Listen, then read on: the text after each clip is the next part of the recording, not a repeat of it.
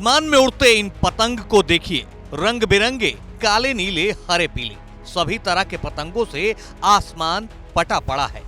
जो इन तस्वीरों के पीछे की सच्चाई नहीं जानते, उनको ये लग सकता है कि बसंत पंचमी है, ऐसा होता है। पतंग उड़ाते इन किसानों को देखकर सोचने वाले ये भी सोच सकते हैं कि लड़ाई लड़ने आए थे किसान, लेकिन अब तो मौज मस्ती पर उतर आए हैं। तो आप जान लीजिए, किसान मौज मस्ती और वक्त गुजारने के लिए पतंग नहीं उड़ा रहे हैं, बल्कि ये इनकी लड़ाई का हिस्सा है।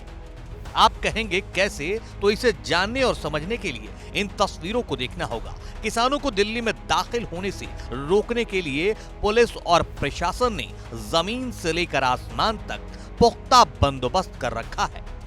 जमीन पर कीले बिछाई गई, सड़कों पर बड़े बड़े पत्थर बिछाए गए हैं, कटीली तारें, कंटेनर या यूं कहें कि जो बन पड़ सकता था वो कर रखा है, जिसका असर भी दिखाई दे रहा है।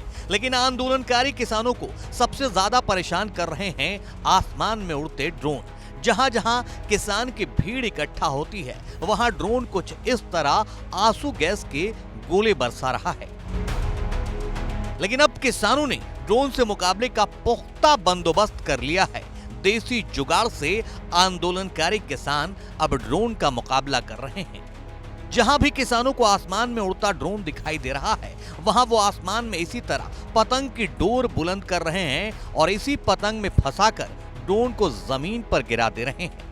न सिर्फ पतंग, बल्कि किसानों ने ड्रोन को जमीन पर गिराने के लिए कुछ और देसी जुगाड़ भी अपना रखे हैं। टेनिस के जिस बॉल से क्रिकेट या लॉन टेनिस खेला जाता है, उससे निशाना साध कर ड्रोन को गिरा दे रहे हैं। किसान अपने साथ गुलेल लेकर भी आए हैं।